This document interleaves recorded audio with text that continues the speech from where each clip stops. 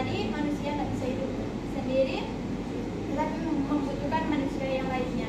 Jadi kerjasama dan kolaborasi itu sangat penting di dalam kehidupan sehari-hari.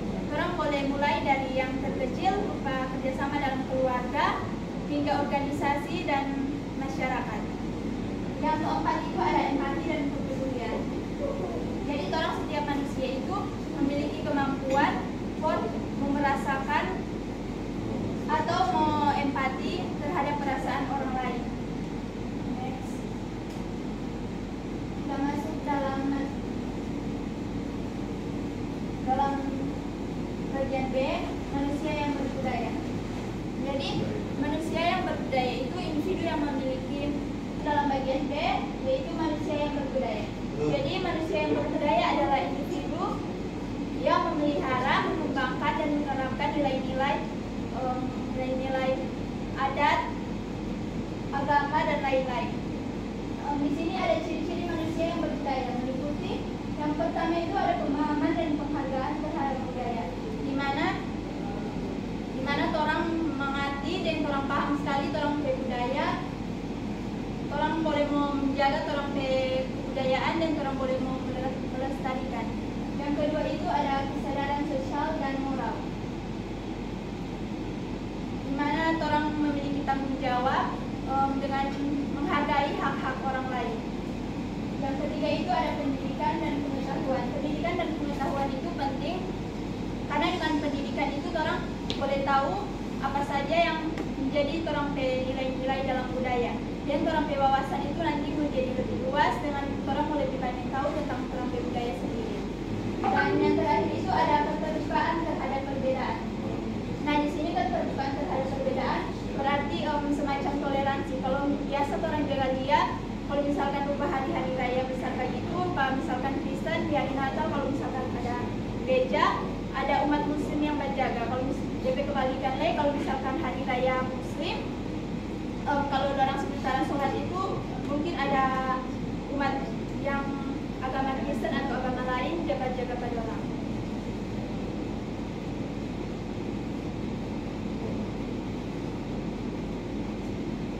Next bagian C, kerangka hidup bersama individu dan kelompok. Pengertian hubungan sosial. Hubungan sosial adalah interaksi antara individu, kelompok, dan antar kelompok dengan lingkungan yang saling berdampak terhadap satu sama lain dalam kehidupan. Nah, jadi di bagian C ini maksudnya kerangka hidup bersama individu dan kelompok lain yang seperti orang tahu sendiri kalau misalnya manusia itu tidak bisa untuk hidup sendiri, harus hidup berkelompok dan ada interaksi dengan manusia yang lainnya. Contoh interaksi individu, misalnya di saat ada dosen mengajarkan materi 4 orang, yang kedua itu ada di mana mahasiswa sama dengan kita Debela ini sementara presentasi untuk memberi ilmu pada teman-teman sekalian. Yang bagian D ada mengelola stres. Mengelola stres di sini maksudnya bagaimana ketika orang dihadapi suatu tekanan, orang merasa tidak usah terlalu tertekan, karena kenapa orang bisa jadi tertekan begitu? Orang terlalu banyak memikirkan hal yang harusnya orang tidak pikirkan, kayak terlalu banyak overthinking. Orang berpikir apa yang belum terjadi, padahal sebenarnya tidak akan terjadi begitu. Nah, bagaimana caranya orang untuk mengatasi stres dan mencapai jiwa yang sehat? Yang pertama, bicarakan keluhan dengan seseorang yang dapat dipercaya. Misalnya kalau mau ada tamang atau besti yang memang mau dirasa mau dipercaya, mau dibicarakan pada orang, minta solusi pada orang yang memang pas dengan apa yang orang rasa. Yang kedua itu melakukan kegiatan yang sesuai dengan minat dan kemampuan. Kalau dari kita pribadi sendiri, salah satu orang bisa mengelola stres dengan baik itu olahraga. Gimana kalau orang olahraga, orang berpikiran itu cuma mau tertuju ke satu arah, yang tidak mau pikir hal-hal lain. Yang ketiga, meningkatkan ibadah dan mendekatkan diri pada Tuhan. Nah, dari semua poin yang orang ada cari ini, poin 3 ini yang paling berkesan dan paling bikin orang astagda. Kayak apapun yang orang lakukan, apapun yang terjadi pada orang, secapek apapun orang, stres apapun orang, tetap ujung-ujungnya orang cuma minta solusi pada Tuhan. Dimana solusi dari Tuhan itu hati-hati, walaupun mungkin DP proses lama, orang mesti mengenai audio dulu, baru orang mau dapat sesuatu yang bikin orang wah ternyata ini loh maksud dari apa yang orang udah jalani selama ini. Yang keempat, berpikir positif.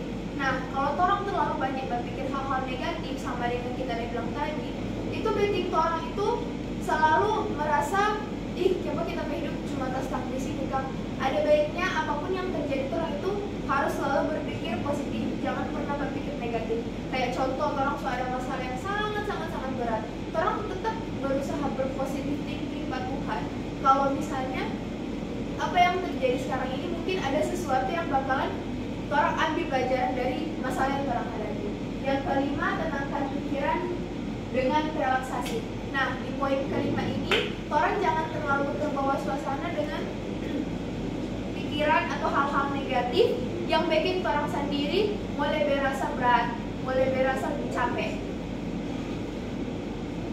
Yang E, mengelola konflik. Nah, mengelola konflik ini dimana kalau misalnya orang ada di suatu organisasi atau di suatu perusahaan, orang harus bisa melihat konflik yang baik ataupun konflik yang bisa orang mau tanggapi dengan hal-hal yang baik, yang tidak berpatokan dengan satu masalah yang penting orang pasti dengan di orang ini. Nah, contoh interaksi individu, cara mengatasi konflik dalam organisasi. Yang pertama, hindari menyudutkan satu belah pihak. Kenapa? Kalau misalnya orang mau menyelesaikan atau orang mau problem solving, orang harus menerima pendapat orang lain. Jangan misalnya kita minta pendapat Dela, Dela ini orang yang kita paling pasti. Biasanya kalau dari orang yang memang betul-betul benci dan orang bintang pelan bicara, pasti orang langsung menyudutkan. Oh salah, ada pendapat begini. Sebenarnya orang tidak bisa begitu. Beda orang, beda pemikiran, beda dorong pendapat dan menanggapi suatu masalah. Jadi orang itu harus tetap terima apa yang orang ada bilang. Yang kedua, menjadi mediator dan bijaksana. Dimana kalau misalnya orang ada bilang itu sampai yang kita bilang tadi, orang tetap terima orang masukan, tapi nanti setelah selesai dari masing-masing orang kasih pendapat, orang nanti mau pecahkan dari masalah dan solusi bagaimana. Yang ketiga, mengembangkan metode penyelesaian masalah secara spesifik. Dimana di poin ketiga ini, orang mesti cari solusi sama-sama yang tidak berpatokan di satu orang ke solusi. Mesti cari sebanyak-banyaknya pendapat supaya orang boleh melihat sebenarnya dari akar masalah ini di mana dan bagaimana caranya orang bisa menyelesaikan masalah ini tanpa harus melibatkan pihak-pihak lain. Sekian presentasi dari kami. Mohon maaf apabila